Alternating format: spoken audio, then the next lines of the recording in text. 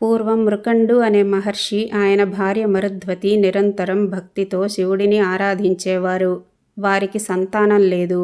అందుకని వారు శివుని కోసం తపస్సు చేశారు. శివుడు ప్రత్యక్షమై వరం కోరుకోమని అడిగాడు. వారు తమకు పుత్రుడు కావాలని కోరుకున్నారు. 16 ఏళ్లు మాత్రమే జీవించే గుణవంతుడైన పుత్రుడు కావాలా, లేక 100 ఏళ్లు జీవించే దుష్టుడైన పుత్రుడు కావాలా అని శివుడు వారిని అడిగాడు. 16 ఏళ్లు జీవించే గుణవంతుడు పుత్రుడుగా కావాలని వారు కోరుకున్నారు. కొంతకాలానికి వారికి ఒక బాలుడు జన్మించాడు.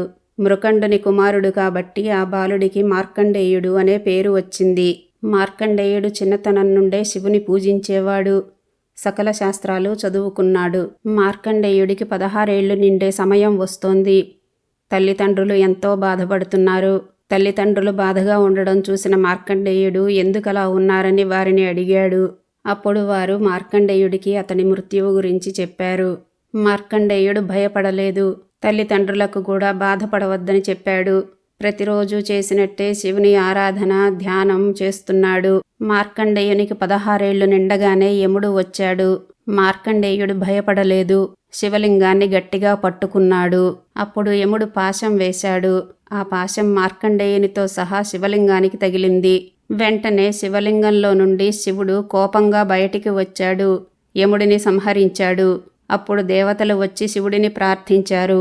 యముడు లేకపోతే భూమికి భారం పెరిగిపోతుందని యముడిని బ్రతికించమని వేడుకున్నారు. అప్పుడు శివుడు యముడిని బ్రతికించాడు. మార్కండేయుని జోలికి రావద్దని యముడికి చెప్పాడు. ఇదే మృత్యువుని జయించిన మార్కండేయుని కథ. ఈ కథలోని సందేశం, అంతరార్థం తెలుసుకుందాము. ధార్మికమైన జీవితం గడుపుతూ జ్ఞాన మార్గంలో నడిచే బుద్ధిమంతుడి జీవితం తక్కువ కాలం ఉన్నా అతనిలో ఉన్న ఆలోచన, ఆత్మచింతన, పరమార్థ జ్ఞానం ఇవి అతనిని ముక్తి మార్గంలోకి తీసుకొని వెళ్తాయి.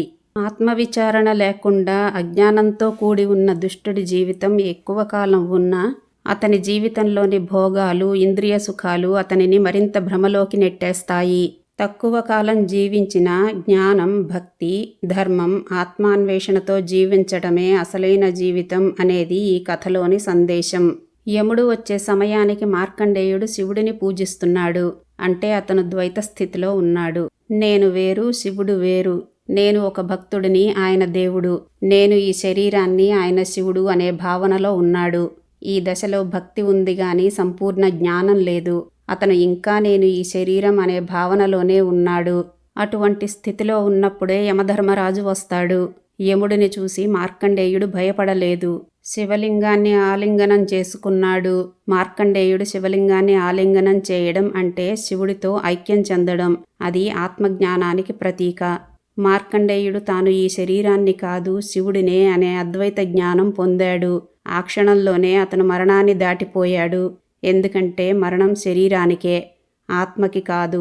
శివుడు ఆత్మజ్ఞానానికి, యముడు మృత్యువుకి ప్రతీక, అంటే సింబల్.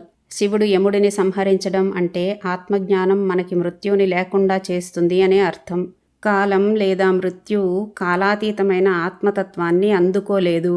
ప్రతి మనిషి మార్కండేయుడే. ప్రతి మనిషికి జీవిత కాల పరిమితి ఉంది.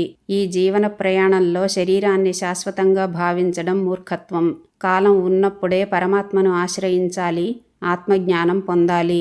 ఇదే మార్కండేయుని కథ మనకిచ్చే సందేశం.